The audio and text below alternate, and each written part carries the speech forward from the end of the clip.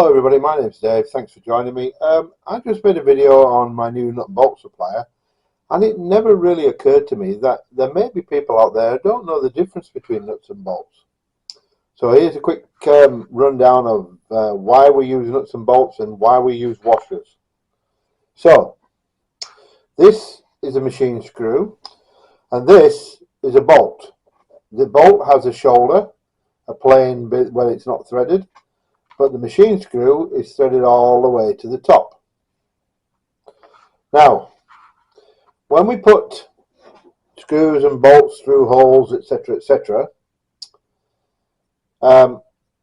we can end up with a situation. Let me see if I can find. Here's an example. There's a nut with a washer. Now, if that was the hole through a component, and you use this bolt and a nut to suit it, it would push straight through. Now that's obviously a example where you know, it's excessive. You'd never use that bolt in that hole. However, you can get situations where the bolt will go in the hole and it will stick, but it's almost pulling through. And if I was to tighten it up, I could pull that through by accident. So that's not a good thing. We use washers. Okay, so we'll get the appropriate size washer. Here's the appropriate size washer for this bolt head, and we'll get a nut to suit as well. So let's use a ordinary plain nut. If I can get one out of here without dropping it in every other thing. Right, so there we go. There's a nut, and there's the washer. Now if I get that washer I had a minute ago and put that in, you can see already that's made it a lot better. It's not likely to pull through as easily with that. However, if I put the washer on the bolt and put the nut on, now the nut can pull through. So it's no better really.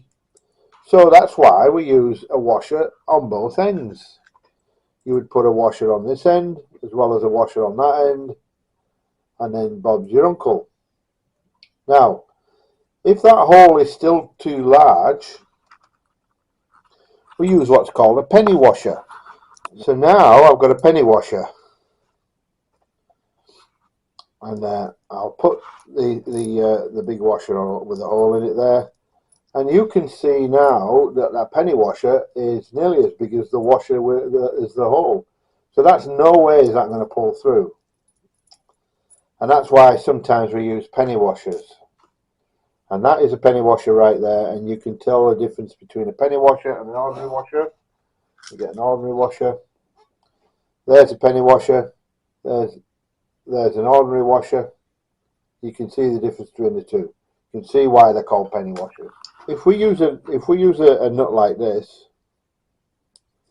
and we tighten it up, and the components move in a little bit like this, it's going to loosen this off, and then once that comes loose, that's just going to fall off.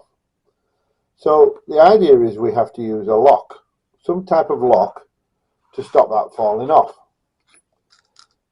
And what we might do, we might use a spring washer.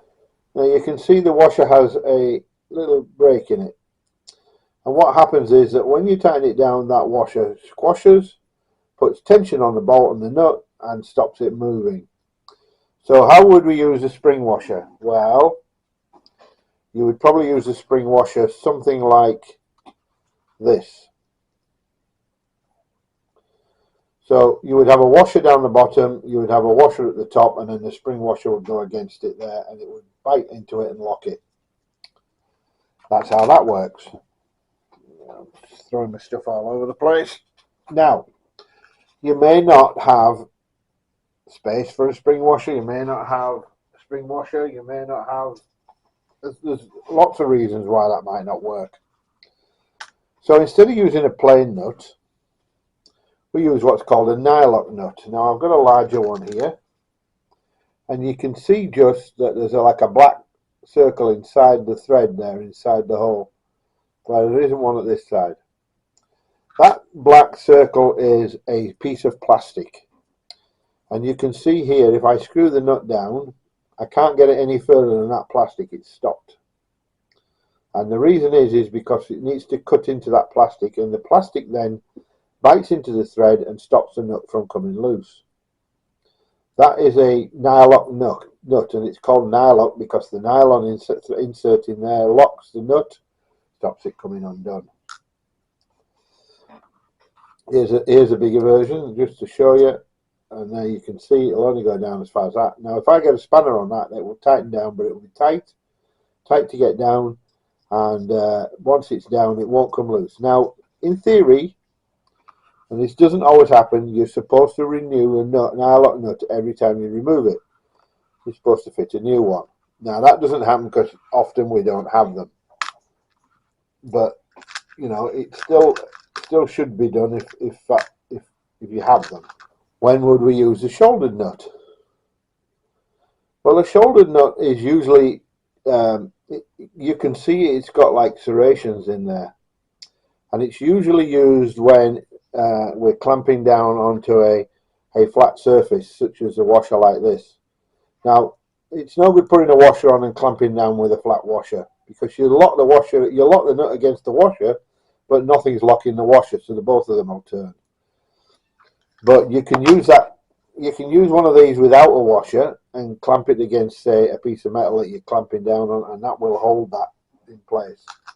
So that's another reason for using a shouldered nut. Why do we have a difference? Why do we have screws with threads all the way to the end, and why do we have bolts that don't have threads all the way to the end? Well, the idea is that if we don't know how far through the bolt will go into a hole, so you might be putting this in through a piece of metal, tiny little thin piece of metal, and if you used a bolt, the metal would be here and you wouldn't be able to get the nut down and tighten it up against it.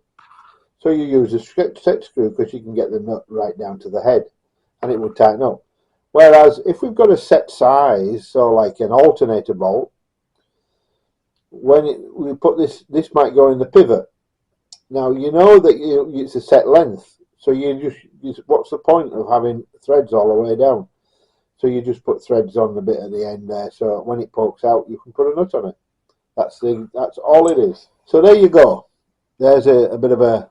Now there is another type of washer, and it's called a star washer, and it's another type of locking washer where it goes on against against the washer, and the star part will lock it because it digs into the components, so it will stop the nut from coming loose. I think that's about it, really. So you would use an ordinary plain nut and bolt on something that's not moving. So I don't know. I might use it just to clamp two components together and there's no movement. Whereas if I've got movement, I need a locking washer or I need a locking nut to stop the bolt from coming loose and the component coming apart. And then I've explained with bolts and screws, so I think that's about it. So I hope that's some help.